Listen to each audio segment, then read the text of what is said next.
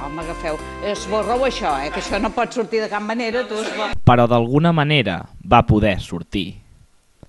El que havíem de descobrir llavors era, però, ni més ni menys que l'origen dels faltòmetres. On estan els faltòmetres? Ah, passeu, ara podeu...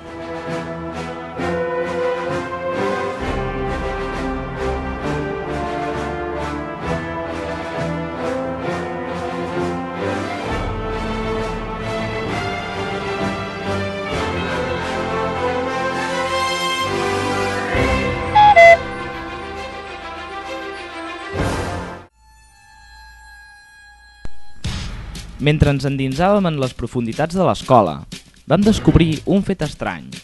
Ningú volia aparèixer davant de la càmera, cosa absolutament inexplicable, donada la bona voluntat amb la qual es realitzava el documental.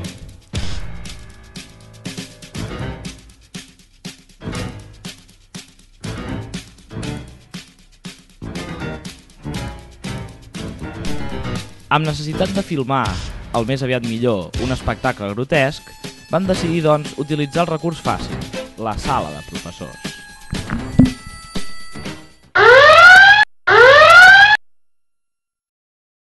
La Blanca diu que ella no li heu fet absolutament res. No, que jo no vull sortir. Sí, tu digues que... Bé, tenim el cap de matemàtiques del SIC. Cap de matemàtiques del SIC. Algunes paraules? Sí, el tema de les notes acaba de fer els números o no? El què? Les notes acaben de sumar el que toca, no hi ha un retoc arrodoniment. I guardem alguns additius per poder avaluar com Déu mana. D'acord, havíem après més del que volíem saber. Però a partir d'aquell moment, sense tenir ni idea de com continuar, ens vam limitar a fer preguntes absurdes a tort i a dret. Bon dia, a quin batxillerat ets, sisplau? Què? A quin batxillerat ets? Del segon G. De social. Moltes gràcies. Si us plau, si ets del social, podries acabar aquesta frase? Beni, Bidi... Ni idea. Vale, ara podries començar aquesta frase? Deni, Din... Ups. Vale, podries intentar començar-ne una altra.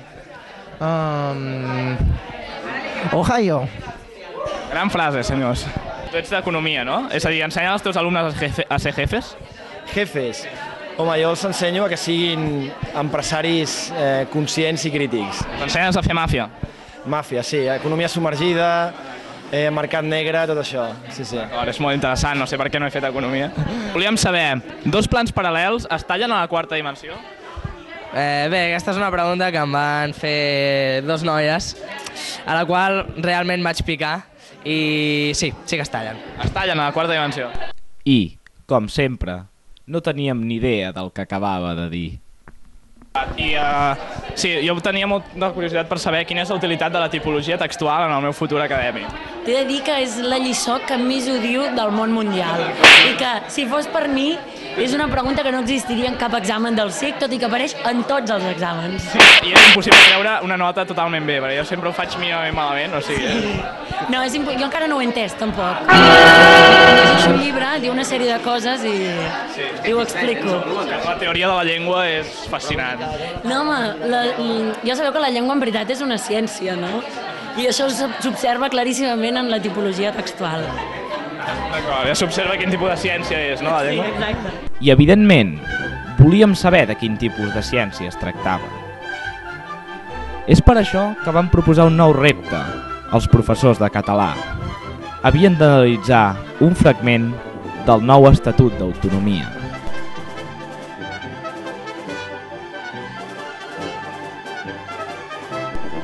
La discussió va ser àrdua i difícil, amb grans moments de tensió, especialment protagonitzats per Francesc Sauquet amb els seus intents desesperats d'ajuda.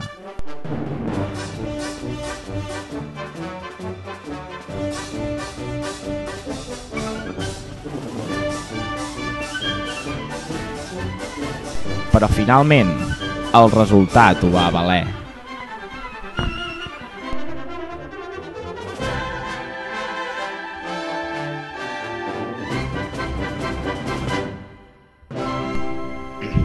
Ara només ens faltava saber el sentit de la vida, entre d'altres coses. No es considera un fiasco fer filosofia 2 anys i no saber quin és el sentit de la vida? Com? No El entenc. sentit de la vida. Com és que no coneixem el sentit de la vida després d'haver fet filosofia? No n'hi ha de sentit, no n'hi ha de sentit a la vida, no n'hi ha. Des del punt de vista ètic, es pot interpretar el Barça com fer el bé i l'Espanyol com fer el mal? Per suposat. Llavors, Jo diria que és evident, no? Daniel Sánchez Llibre seria Satanàs? Balsabú, Volant... És que fa molt riure,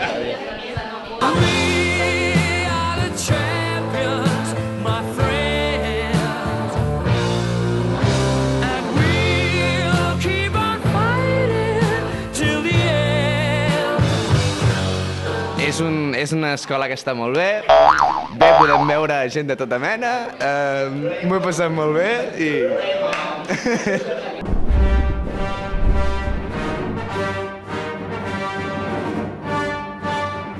Volem fer una pregunta breu.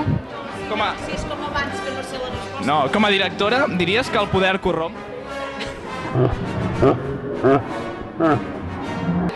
Com a directora, no. Dintre de l'escola, no. No. D'acord. No.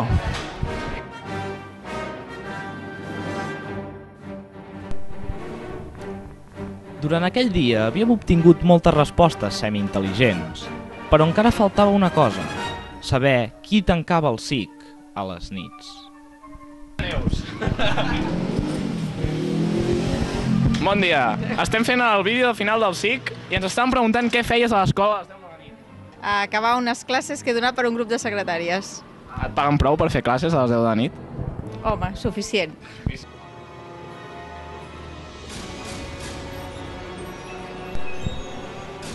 I després d'esperar i esperar, va arribar el gran moment.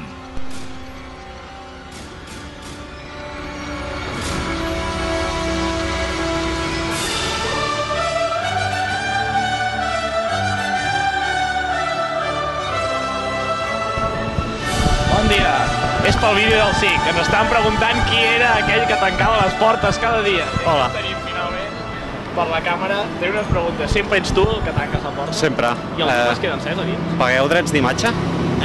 És probable. Fantàstic. Però els paga la casa. Bueno, doncs així podem xerrar tot el que vulgueu. Realment és un horari desagraït. Sí. Tancar a aquesta hora perquè nosaltres ens estem morint. Sí. De llevar-nos d'hora i anar tard. Sí, però tu has començat a les 7 del matí, no? Bueno, és que avui hem intentat, aviam qui obria la porta i hem fracassat perquè hem vingut a les 6:30 i ja està obert. A les 6:30. Bé, jo m'he llevat a la 1.